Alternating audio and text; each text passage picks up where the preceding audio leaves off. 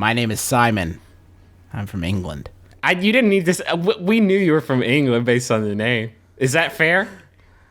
Maybe based on the accent. Hold on. Nope. I can't. My name is Simon. I'm from England. Okay. I'm finishing up my final year in a PhD program in the U.S., specifically Missouri. Now switch to During Missouri. my 5 years here, I found the stereotypes of Americans loving the English accent to be true. It is nice to be appreciated, but it also sometimes jarring, even annoying, when I'm simply getting a coffee and I say, thank you, or only to hear, oh my God, I love your accent. I've even tried to put on a Missouri accent. That's what I was doing earlier, you see, at the checkout to avoid this problem. And Simon, I am sure it is convincing. Mm-hmm. My question is two-pronged. You call them prongs. That's problem number one. My question is two-pronged. Why do Americans love the English accent? 2, what can I do to be honest about my feelings that it's just a voice and I didn't work for it, so it doesn't deserve praise? And that's from Simon. Oh, poor baby. Well, for number one... I can't imagine. All the ladies and all the guys are throwing themselves at me because I sound like Benedict Cumberbatch. It's so hard, Justin. Please, brothers who sound like extras from Dukes of Hazzard. Please. Tell me how to navigate this terrible life situation I find myself in. Crikey, shrimp on the barbie. Nope. Wrong. Did it bad. So sorry, Simon. As far as number one goes, I always imagine that people really like the accent because, like, as melting pot as we're supposed to be, it's pretty homogenous. Like, everybody pretty much sounds the same from coast to coast, and so that's 100% not true. It is. What you are? No, you are I just mean as far as like rocker. if you go to it, like Travis, you've got to you can't just say words. They have meaning. Well, hear me out. What I mean is, if you go to like Scotland or go to England or go to Ireland, like any other European country, like there are people coming through there all the time, and you hear different accents constantly to the point where it kind of loses its effect. Whereas here, to hear someone with you are making this shit up from whole cloth. I mean, pretty much. Okay, all right. He finally admits it. It only took us 229 episodes. But wouldn't you admit that like it's more unique here to hear an out of the country accent than it would be in other countries? Than an American accent? Yeah, yes. Trav. That's just how time and space functions. No, I mean, as compared to other countries, I imagine that is the case. I am basing that off of nothing but my own supposition. Okay. I mean, other countries... But your supposition has to be based on something, or else you're just making it up. As opposed to the rest of this show, which is all based on research and facts. No. You're saying here's what you should have argued. Thank you, Griffin. If you were better at this. Uh-huh. An English person comes here and drops some dope knowledge with their English accent, and everybody gets wet. And we go to England, and everyone dries it right up like an old crusty Flume. I literally couldn't have put it better myself. Yeah, especially the crusty Flume shit. Mm-hmm. Yeah, you are incapable of painting those kinds of word pictures.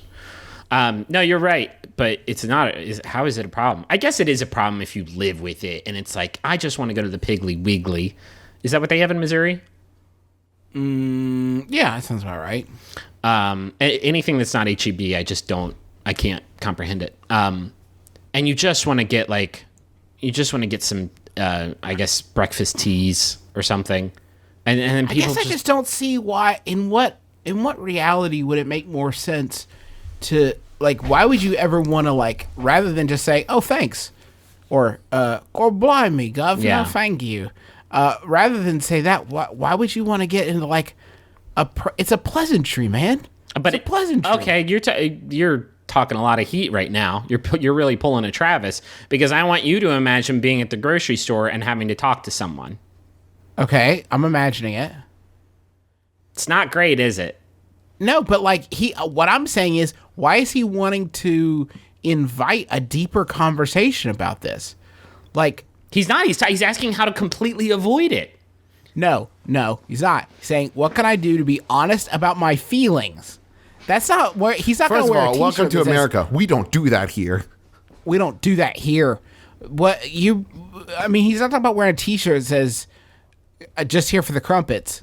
Please leave me alone." He's talking about like how can he engage with people to make them more sensitive about his inability to accept compliments about his accent. You know, people get compliments for a lot of things they didn't work for.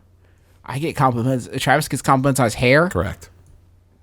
I get compliments on my God-given muscles, and I didn't work for them. I'm sculpted that way, carved out of wood. It's amazing.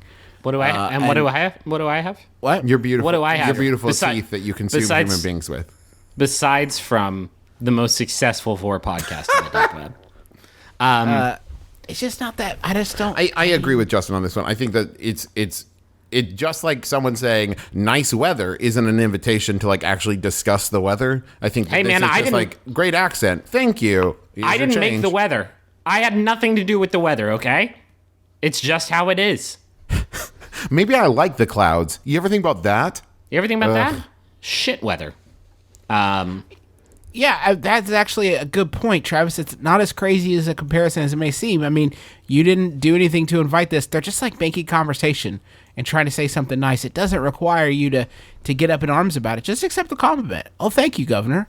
I appreciate it. Think of it as like if you wear like a great watch or a great top and they're just looking for an opportunity to compliment something about you to try to like make you feel nice about your day, you know, and it's like the same as saying like, oh, I love your shoes. I love your accent. You know, it's that idea of like they're just saying something nice to be pleasant. So if you don't want them to say anything about your accent anymore, you need to get, and it's amazing how this is the solution to basically every problem we're pitched, just big diesel muscles, just huge Justin, muscles. like Justin's Distractingly God-given big heft muscles. Oof. One way to get that conversation to stop, and I don't know how to spread the word that you do this, but just when somebody compliments you on your accent, just keep asking for more. Like you're really needy. Like, oh, go on. What do you like about it best? What words do you want to hear me say? I'll say any words. I'll in say your all voicemail. of the words. Do you want me to call your friend Check this out. and leave a voicemail for him? Check this out. This is what it sounds like when I whisper. God save the Queen. ASMR. Governor J. Nixon of Missouri.